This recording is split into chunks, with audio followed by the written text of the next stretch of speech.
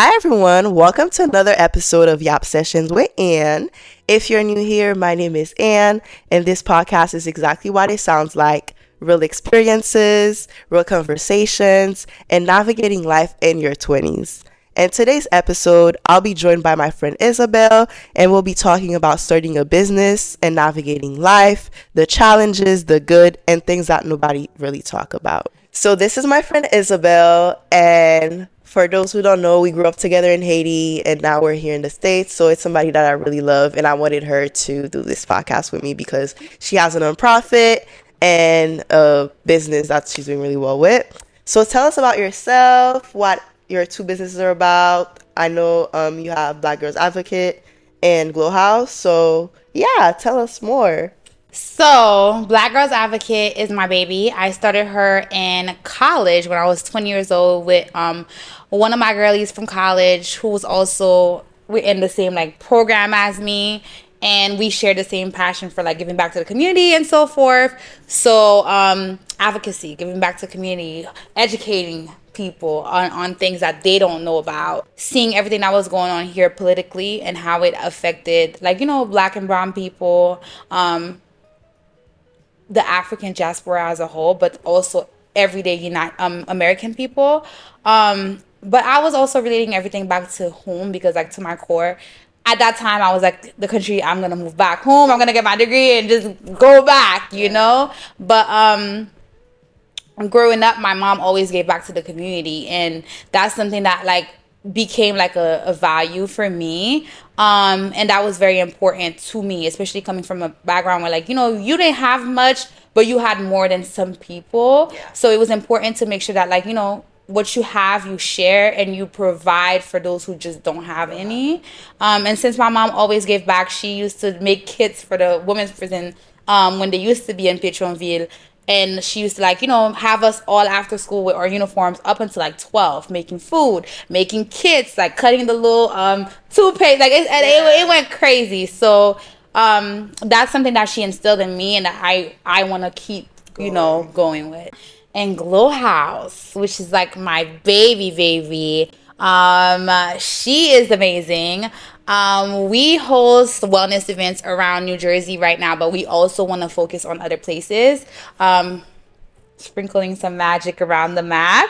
And we just want girls to feel welcome when they want to start their journey or they want to just do an activity. Because a lot of times I feel like wellness spaces are not always open to everyone, every shape, every size, every color, every personality, So sometimes we want to try something, but we don't want to do it because we're scared people are not going to look like us. We're scared to just stand out. So GlowHaus is the epitome of just girls just feeling comfortable with themselves, just building community, building sisterhood, finding their people. Your 20s is this age where it's you have your friends, they move, they go to different places, they're at different stages of your life. You kind of have to rewire your network in a way. Build another community. Exactly, especially when people start their careers, have kids, get married, everybody. So you need a new sense of community sometimes. I was in a place of my life where I had just moved to this different state. I'm navigating adulthood. All I do is work. I come home. I barely have time. My schedule is different now. My life is different. This is not oh, you're in campus. Your mommy is sending you money, or you're working and you don't have as much responsibility. It's real. And the economy is disgusting. So, I was looking for girls I could hang out with and go to Pilates with, because that's the only hour I have to myself to do something cute. For myself. And I was waiting on friends to do stuff, and life happened. We were in different stages. Schedules don't align, things don't work out, and I'm waiting 1 year, 2 years, 3 years, and then that never happens. And all of that because I'm scared to try something by myself. And I literally just did it. And then I started working somewhere and met this amazing girl, and we just bonded over the lack of community. And we started going to Pilates on Sundays together. And after that, we would grab we'll try a new restaurant. And then it just became a thing, and realized more girls need this. And a lot of people are in this stage of life. And I think she's amazing. Like my co-founder, like she's a mom, she's a wife, she's a party planner, baker, you name it. Like she could do everything.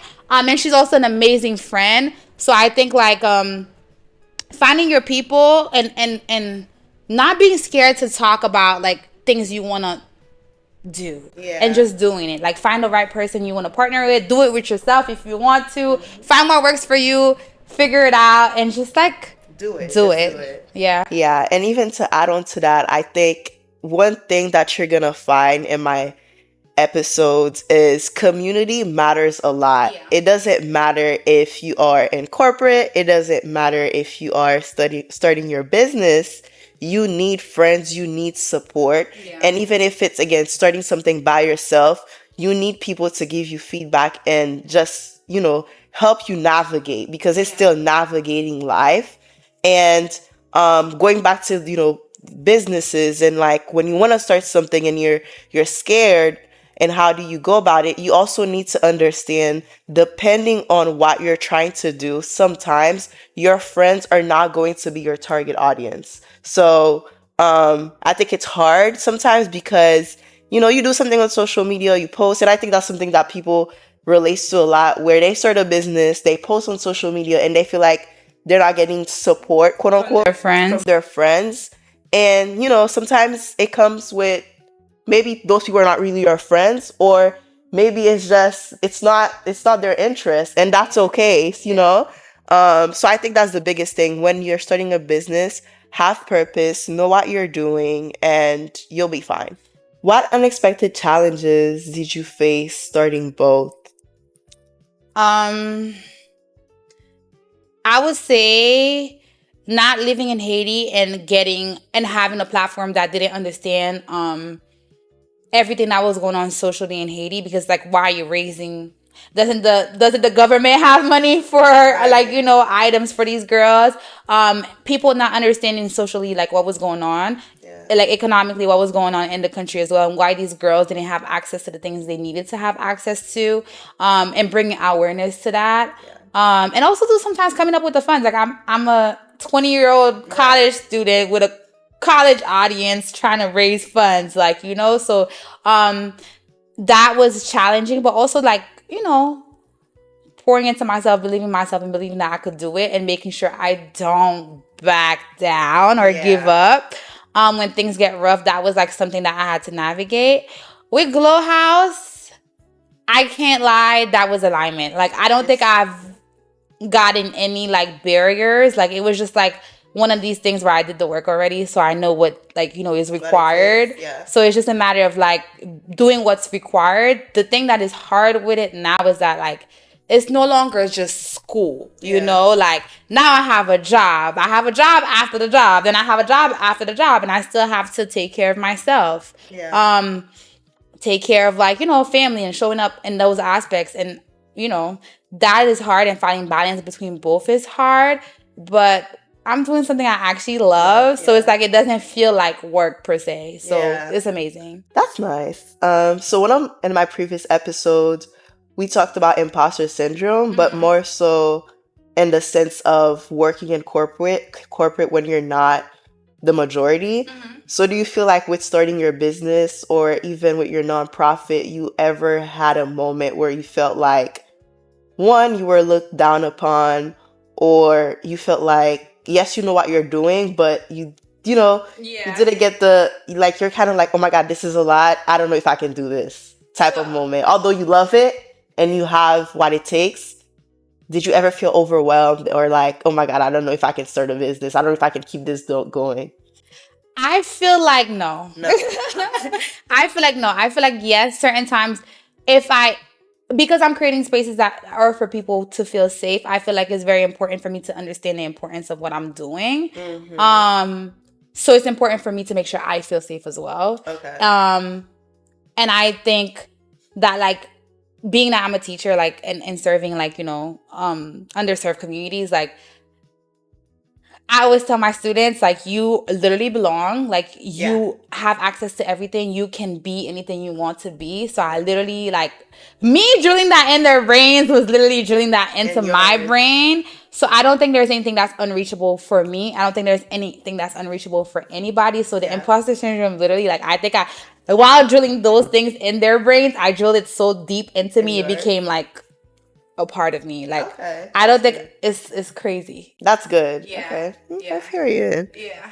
Let's see. Okay, so my next question is, okay, that answer. My next question actually was gonna lead on to that, but you already said that. I would say though, one thing that was hard, it was the content pieces. Like, getting up, getting dressed, going into like I had very bad social anxiety, like very, very bad. Especially being Haitian, like we judge a lot.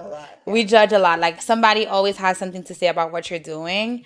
So for me, it was like, I'm about to walk into this coffee shop with a ring light and a phone, and I'm about to be super loud and just be one of those. So like that was hard. But once I started like getting the hang of it, and I actually enjoyed it so much, I was like, I'm just being myself, and I love it. So like it became kind of like something that I had to just be like, you know what? I'm uncomfortable, but this feels good. So I'm going to just do it. For everybody who doesn't feel like they could, so they could do it. They could have like that motivation. Yeah. Okay.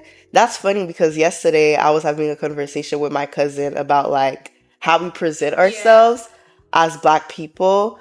You know, the being, because in Haiti we have that need or that feeling of like you need to be presentable. You can't be obnoxious, but you know, it's okay to be yourself. It's okay. Like, sometimes we're in our head too much, especially when it comes to business.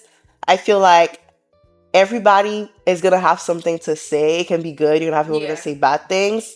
And once you know your purpose, like you said, you know what you're doing, you're just going to go over your head. Like, you need feedback, good feedback, but you can't let it consume you. Yeah. So that's going to lead to my next question, actually.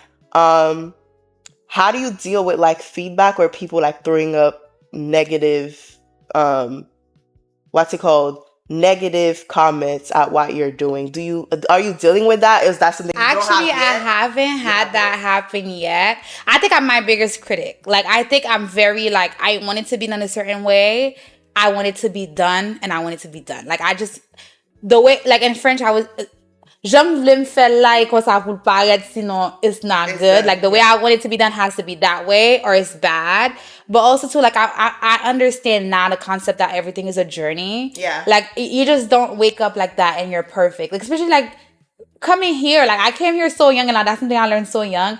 I didn't come here learning how to speak English. Like, you know, I didn't know how to pronounce 3 and tree until like 2 years ago. So it's like, you know, like life is about learning. So it's like, it's about also creating an environment where people feel like you could give them grace. You give them grace. You give yourself grace. They give you grace too. Yeah. Like, if I'm creating something, a community for girls to feel safe, I'm creating a community for girls to feel welcome. Yeah. Like, the goal is for everybody to just be able to just flow with love as opposed with hate. So it's like, if you're hating, then it's like, okay, cool. Exactly. And at the end of the day, like, I said this essay to somebody with me just starting this podcast.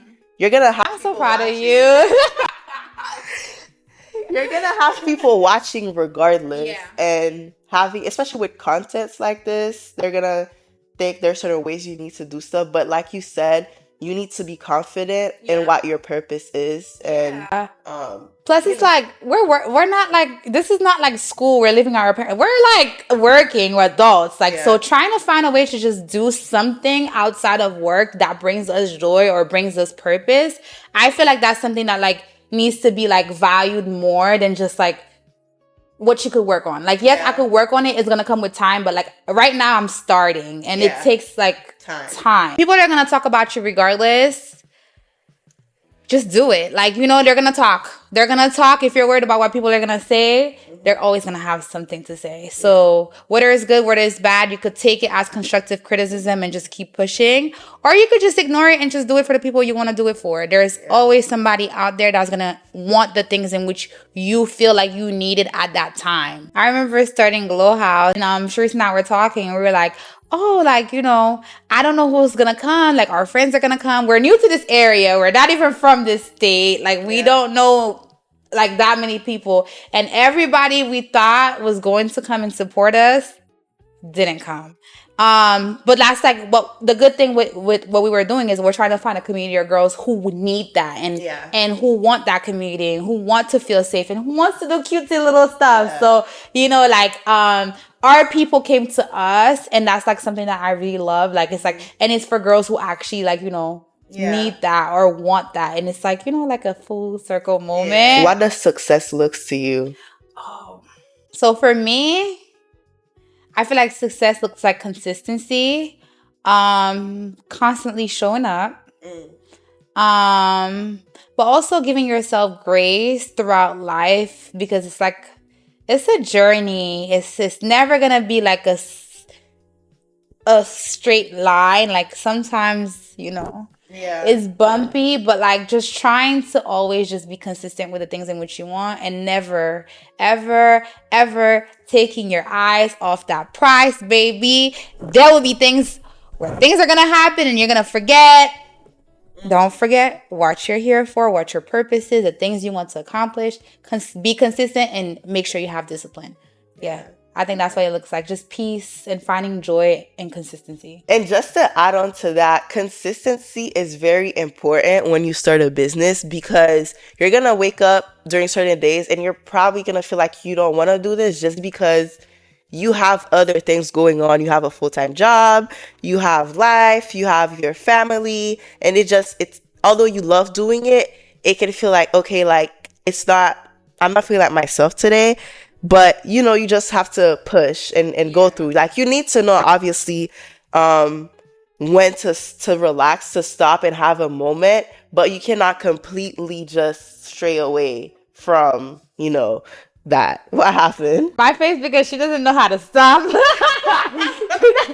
doesn't know how to stop. She does a pretty good job. She doesn't know how to stop. I really don't know how to stop. So, that leads to, like, my final question, which is, if anybody wants to start a business or a nonprofit and they don't know where to start, what would you tell them? What's the biggest? I would say just do it. Like 9 times out of 10, if you want to start something, and if you're anything like me, you know what you like deep down. I feel like everybody, when you know what you want to do, you know what to do, because you can start looking stuff up. You start looking at like people who did it and how they did it.